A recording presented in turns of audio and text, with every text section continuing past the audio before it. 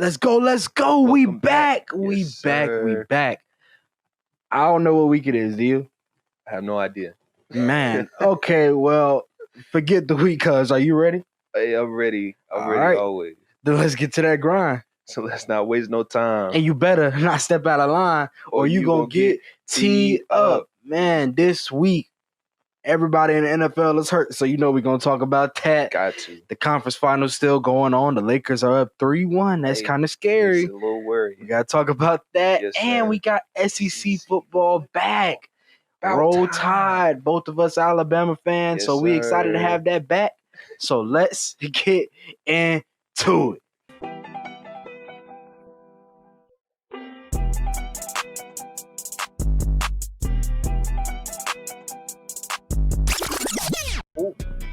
All right.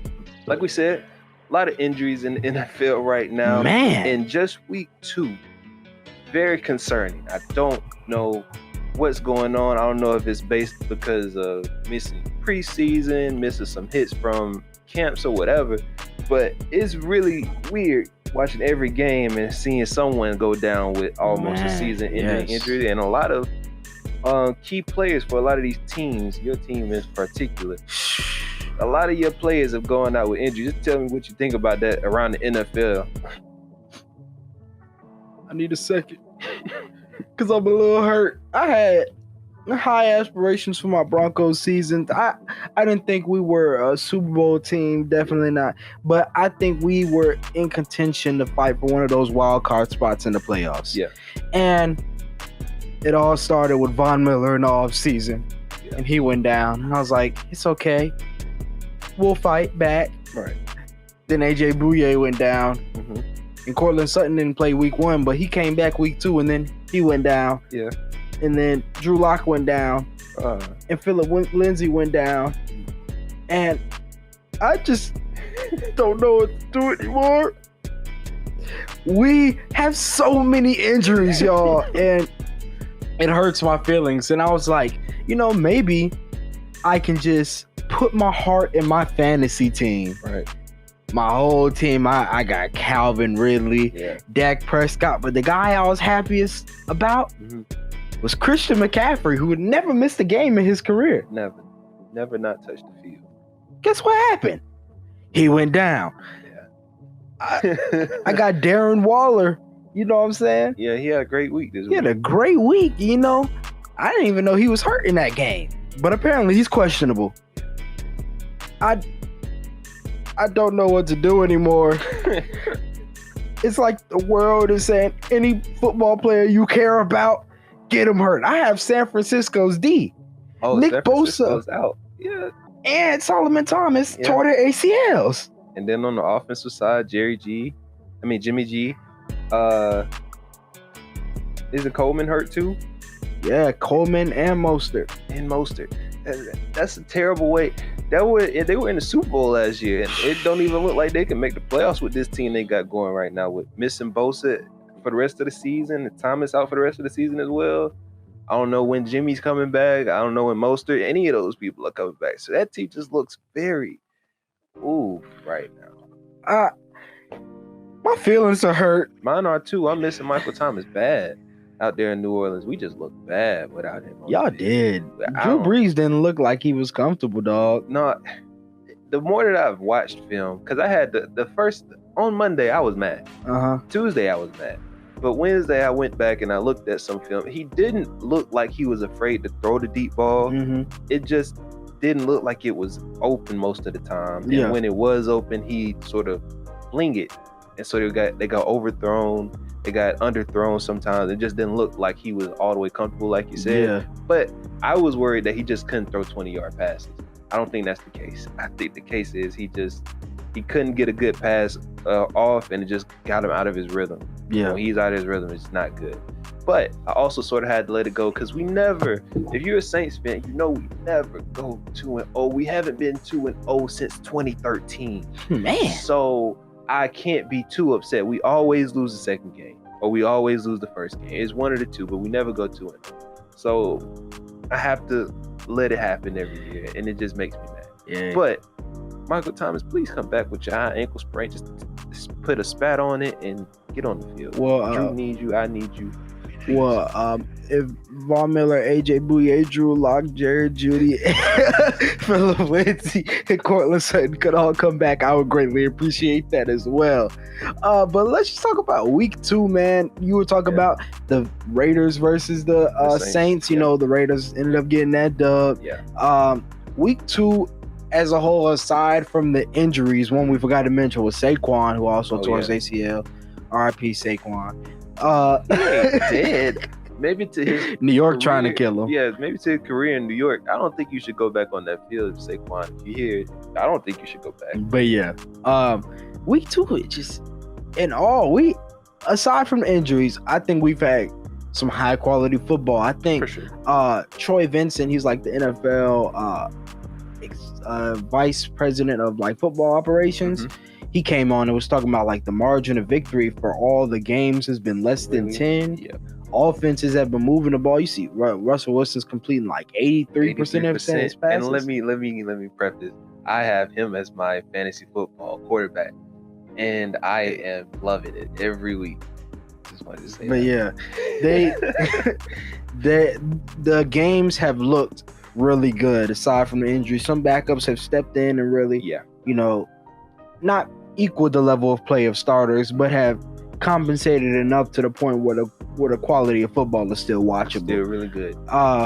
It's been good, yeah. I don't know like what has caused that. If it's been like the break in between, not really getting the camps earlier on time, or if it's just, I've seen some people say, oh, the defense is sloppy and that causes the offenses to work more, but defense looked pretty good. Some of them have looked a little down. Yeah.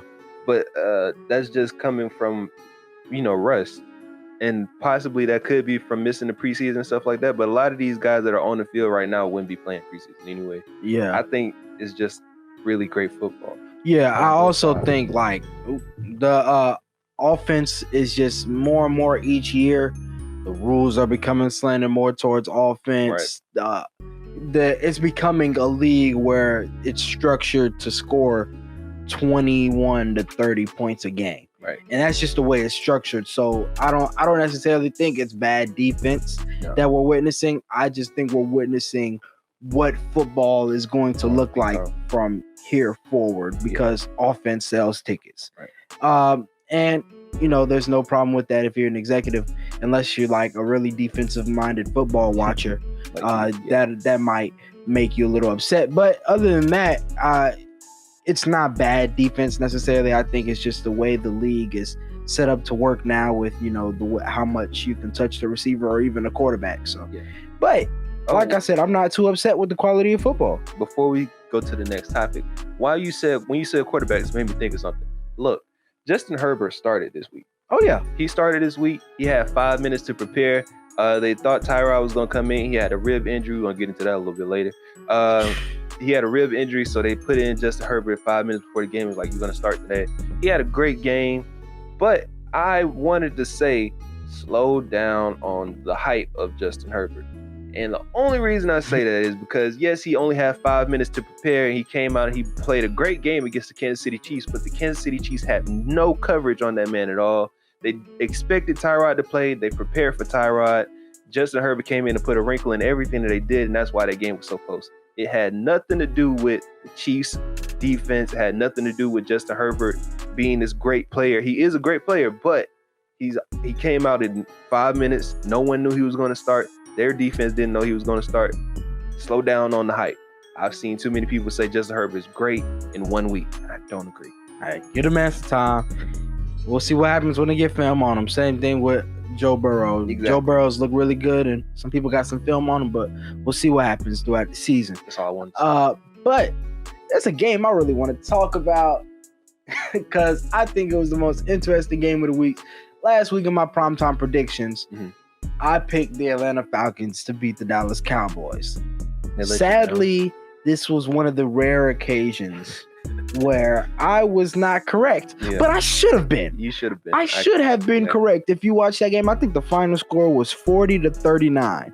Yeah, something like that. Neither teams could play defense, but Atlanta was up 20-0. I think that was in the first half. They were in the first half. They shut them out in the first half. The Dallas fumbled the ball, I think 3 possessions in a row, or turned it over like 3 possessions in a row. They fumbled 3 times, turned it over twice. Turned it over twice. And it was just an awful showing from the Dallas Cowboys, and there's no reason they should have been able to pull out that game. But when you talk about Atlanta, you gotta think. That's what they're known for. At this point, I looking like the Clippers. You choke in the Super Bowl, and it's something about y'all with 20-0 leads that just don't work. They don't mesh, dog. Don't sit well with y'all. Y'all just like, we can let them come back. Y'all had the game in your hands when they did the onside kick. I don't know I think it was Hayden Hurst that saw the ball come to him, and he just turned the opposite way, like he started playing basketball, started boxing out. Just jump on the ball. They watched the ball cross the 10-yard line or the 10-yard marker and watched the Cowboys jump on it. That was awful. That's a coaching problem. Yeah. It's also a football IQ problem. Yeah. Whatever y'all got going on there, y'all need to fix that up. But that's going to go ahead and conclude it for this NFL segment today. You already know where we're going now. We going to me. I don't think they knew that. I think they thought that was a one-time thing. That was a one-time thing? It's not a one-time thing. It's happening. Oh, yeah, it's happening this week again. And we're going to hit these primetime predictions. I know I was wrong about Atlanta, Dallas, but you guys can trust me this week and put your money on whoever I say. I'm going to tell you who's going to win these games this weekend. Let's get into it. See y'all. What's up? You already know what time it is. It's time for the primetime predictions. Well, your boy is pretty much never wrong. All right, so let's get into it for this week. We're going to start off with the Sunday night primetime game between the Packers and the Saints. Look, the Saints didn't look great last week, and the Packers have been some men on a mission.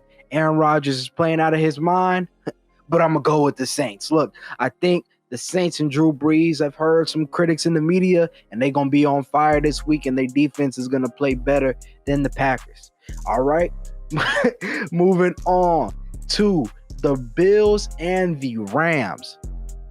I'm going to pick the Rams to win this one. Look, the Bills have been playing solid. They have a solid defense as well, but that Rams offense is different. Sean McVay's play calling this year has been absolutely great. So I'm going to pick the Rams to win that one. Then we're going to move to another Cowboys game. I got to get the Cowboys this week since I messed up last week. And I'm going to tell you that the Seahawks and Russell Wilson are going to take this one. Look, the Cowboys secondary just isn't great. And Russell Wilson's been picking apart teams that have been better than them defensively, and I think he's going to do the same to them. Dak Prescott is going to have a good week, I feel like, and put up some points, but it won't be enough to beat the Seahawks. And lastly, the game that we're really all looking forward to, the Chiefs versus the Baltimore Ravens. Look, Lamar Jackson, Pat Mahomes, the past 2 MVPs. Come on now. We've been waiting on this game, and I'm here to tell you that the Baltimore Ravens will win this game. Why? Because it's a home game for the Ravens. I think if it was in Kansas City, the Kansas City Chiefs would probably pull this one out. But the Ravens defense has been looking crazy. We already know Lamar and that offense are going to go crazy, and I think it's going to be too much for Mahomes and that Chiefs offense. But those are my primetime predictions. You can come back, and they're going to all be right. Run back the tape, because I promise you, I'm pretty much never wrong. All right, that's it. Peace out. All right, we back. Look, I know I look a little different. I had to make a shirt change, a couple shirt malfunctions. You know what I'm saying? It just was a little tight. That's all. Yeah, you shouldn't wear T-shirts that you own since the 6th grade and say, "Oh, this will be fine." Look, no, it wasn't fun. Y'all saw that too, right? The T-shirt is not from 6th grade. It's from 6th grade. It's from a couple weeks ago. Guy that just turned out it was a little tight on me. It's all right. I changed, and I'm supporting Alabama football now. You know what I'm saying? Because we played it, tomorrow. We play tomorrow. So we all Gucci now. Just small shirt malfunction. We good. Sure. But let's get into talking about the NBA, the conference finals. Let's run through these because we'll start in the Eastern Conference. Mm-hmm. Both series are 3-1 right now. Yeah. and the Heat are beating the Celtics 3-1. I had the Heat in 7. Do you anticipate the Celtics being able to make a comeback to push it to 7 games, or you think how much longer you think the Celtics got? I don't think they got that much longer. Maybe they'll win one more game, possibly, but the games are so close that you really can tell who is the better team. And most of the time, it has been the Heat. Yeah. Every game has been really close, been down to a couple of big possessions, and the Heat, who are the more mature team, the older team, have a little bit more of a veteran side with Jimmy Butler as their star. I feel like the Heat are really, in their own and getting ready to finish this whole thing and get to the finals. Not saying that the Celtics can't win another game, but I don't believe they can pull it to 7. Yeah, I feel that. Kind of what you were talking about is experience. Like, Andre Iguodala on that bench, I'm sure is huge. Yeah, Jay Crowder is a veteran. You have Goran Dragic, as you were just saying, and then Jimmy Butler, who's had a wealth of playoff experience. So you think really the leader on that Celtics team is Kemba. And he hasn't barely touched the playoffs. You know what I'm saying? Playoffs has not been where he's played his basketball. Yeah. So I think it's, he's getting over that learning curve the same way that the younger Celtics are. Yeah. And I think it's hurting them when it comes to these close games. But I just feel like every time when I'm watching a close game with them, it's the Heat are going to pull it out. The Heat pull it out, yeah. They just have more experience, more, just more, not talent. I wouldn't say more talent. They're pretty even there. But it's just, like you said, like it's just experience, bro. Like those people, like you said, Iguodala has been to the finals 5 times now, possibly going for the 6th. And you got Jimmy Butler, who's played in the playoffs numerous amounts of times in Chicago, and he's been there. He's been there. There's no one on that Celtics side that I say has been there and been in that moment. Yeah, like the Miami Heat have. Even then, he got some people stepping up that haven't been in the moment. Oh yeah, we got some rookies in Ty 305. Ty 305. That's from now on, that's his name. Look, if you don't know who I'm talking about Tyler Hero. Call that man Ty 305 because he is Miami grown. Like they love him out there. I love watching him, bro. He put up 33 points, 37. He had 40. He almost had 40 points. Went crazy. And this is his rookie season. He's stepping up in the big lights. This is the most points that he's ever had. Not just in the NBA, but in college and high school. Hey, I'm going to say this here and now. I've said it to you, but I haven't said it to the people.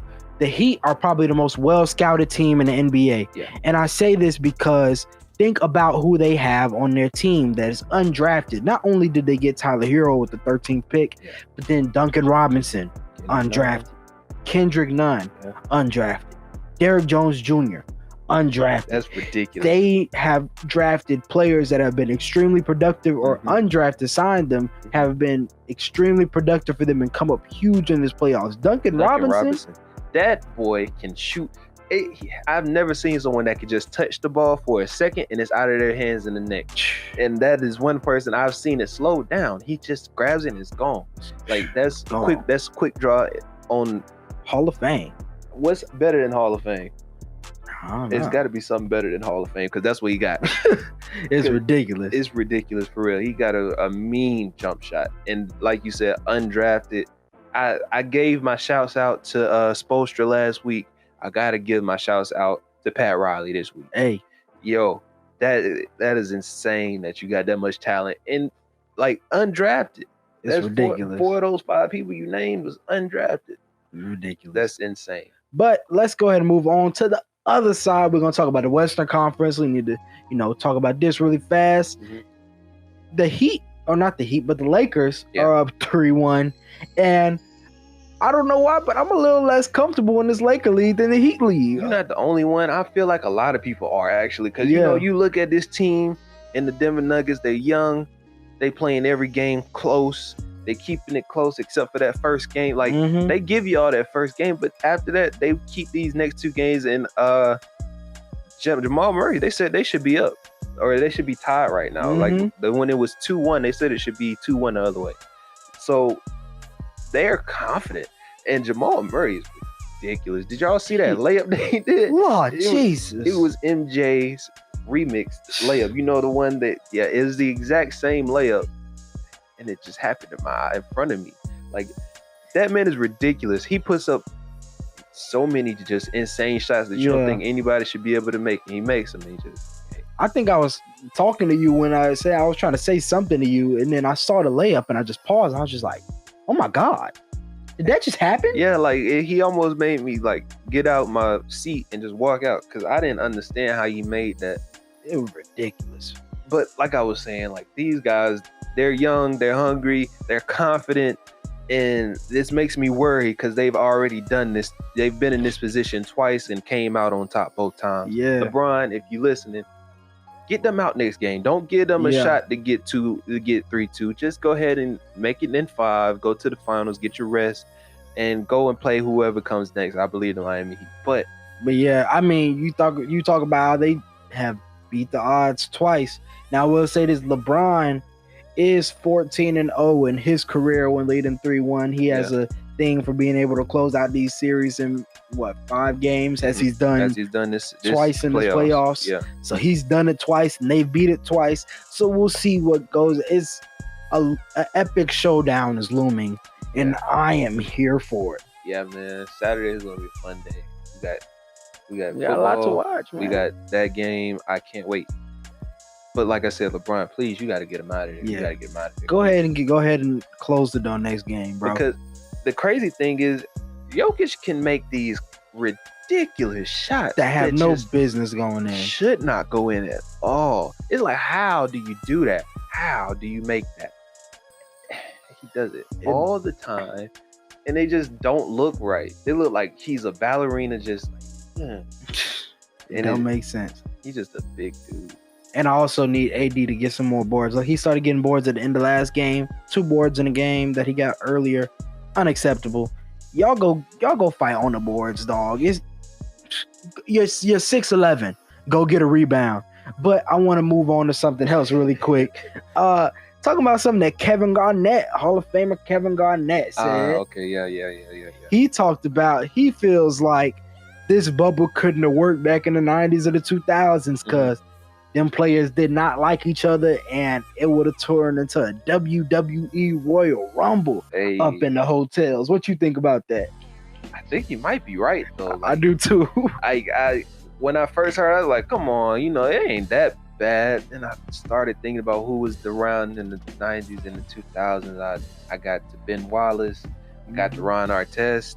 That's where I stopped. I said, well, it wouldn't work. And you got to think about it, like, Kevin Garnett, he don't even mess with some of his old team. Remember, they cut off Ray Allen. Yeah, because he left. They did not play around, dog. They was not buddy with nobody. They did not like LeBron. They, you know what I'm saying? Yeah. Like LeBron and Melo and D Wade, like, they go at it on the court, but off the court, they cool. Friends, they chop it up. But them players was not doing that in the 90s and 2000s. Yeah, it's become a brotherhood, but it ain't always been that way.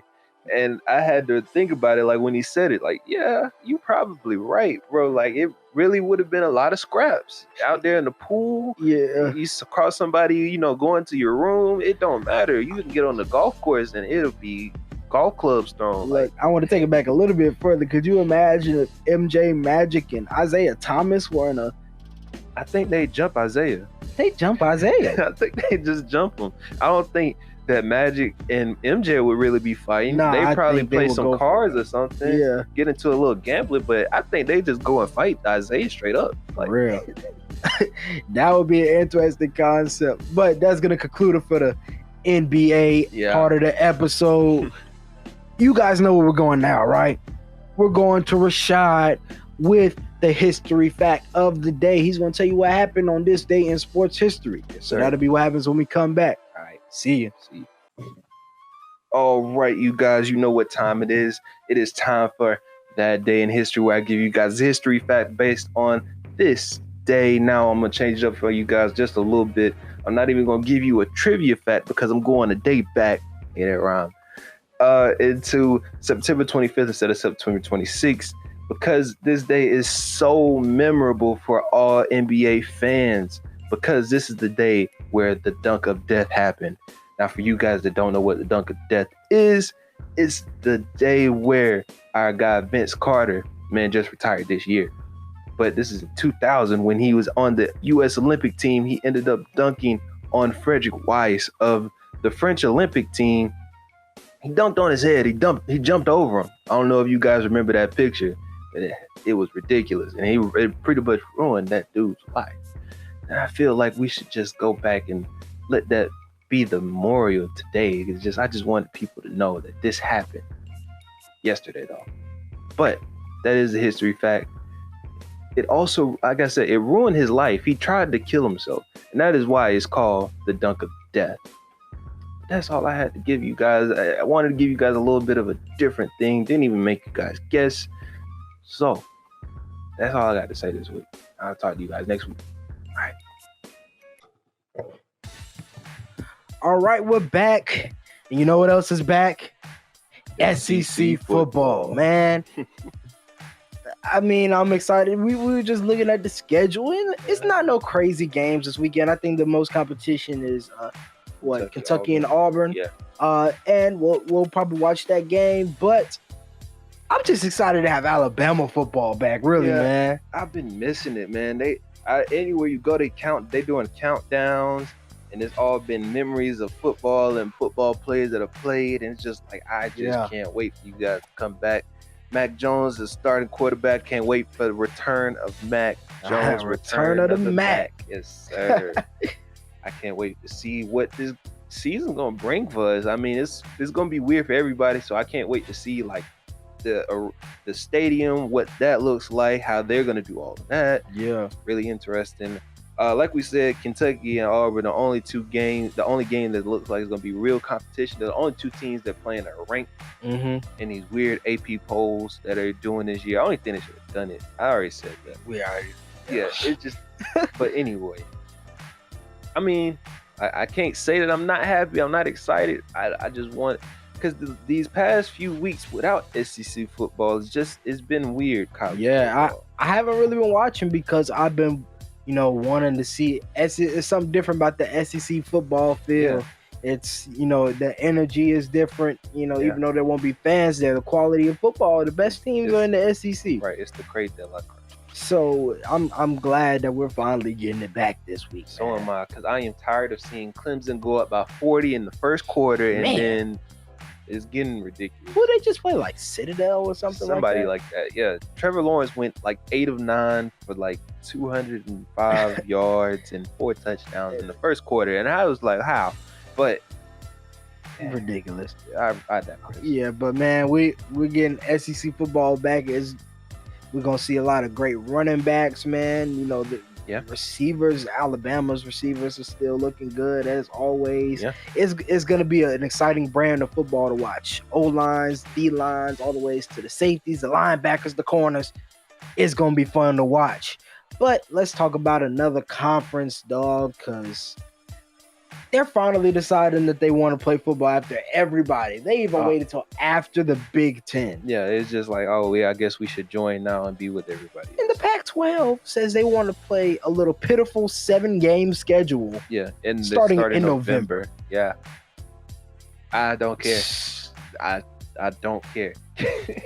I can't say I care at all. I really can't either. Like, I was thinking about, same way I did with the Big Ten, who else do I care about? Yeah. Oregon. I mean, for real, like, who else do I care about? And you waited long, like everybody's waiting on you. I wasn't waiting on you. I forgot you were Power 5. I did too.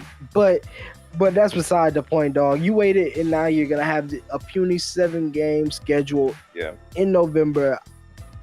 I don't care. I mean, I'm with Nick Saban in saying they did the right thing. He said that about the Big Ten. I feel like they're doing the right thing, but they waited too long.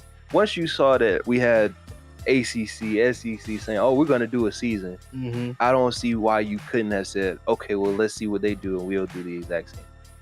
I don't know why you couldn't have done that, but you did. You didn't. And now we here where you're saying, well, I guess I'll join the bandwagon and do 7 games. In November, we'll start and get everybody ready and get everybody hurt because they're not going to be used to getting hit in the cold weather. It's okay. Yeah. It's what. Oh my god. I mean, Oregon. That's about it. That's about it. That was funny. All right. So that's gonna conclude, the main portion of the shows, and it's time for everybody's favorite segment, and those are our technical fouls. Who you gonna go first? You gonna go first? I'm gonna go first. What's up?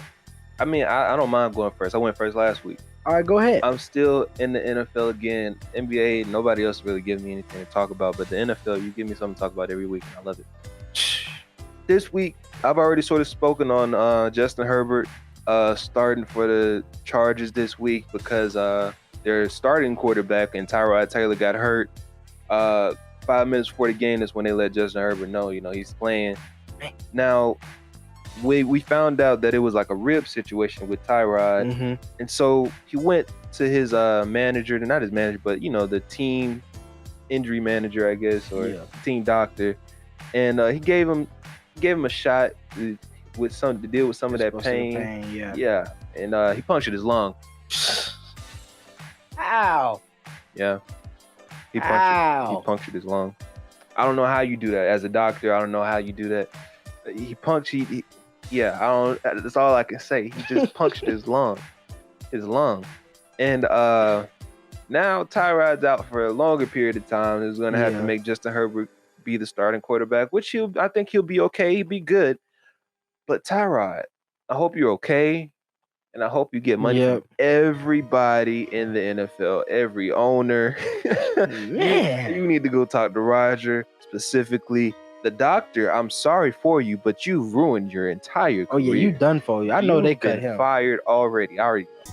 But the thing I thought was that you saw the NFLPA is investigating it. I didn't see that. Oh, you didn't? Yeah, they're investigating it, so I'm sure Tyrod gonna get him a cut or something. He gonna get a cut of that team, a cut of every team, a cut of the NFL. I hope that Roger doesn't try to mess this up some way, somehow. I don't like Roger Goodell.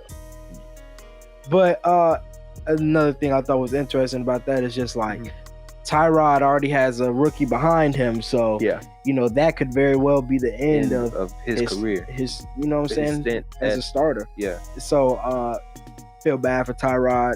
Heal up, try to come back and take your job back, but don't try to take your job. Become partial owner. Take part of the charges. They ain't gonna give him that. Level up. But I'm gonna move on to my technical foul. Lord Jesus, I think everybody's gonna kind of feel this. Football fans, those of us who enjoy waiting until Thursday to finally get our game. Yeah. This is one of the games of the week. And this week, primetime game.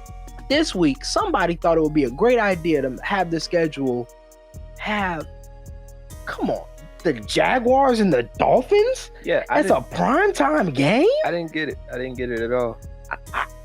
Gardner Minshew, he's interesting because of his mustache. His mustache is cool. Fitzmagic is interesting because of his beard. But I do not want to see the Dolphins versus the Jaguar as the only football game on a Thursday night.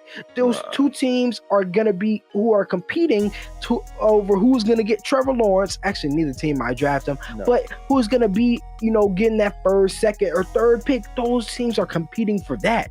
And I do not want to see those two teams go head-to-head in a primetime football game. You have the Texans and Steelers this week could have been primetime. Yeah. You have the Cowboys and the Seahawks who are not primetime. The only primetime game you really got right was the Packers and the Saints, and also the Chiefs and the Ravens. But other than that, you could have made the Rams and the Bills primetime, and I would have been happy with it. Satisfied, yeah.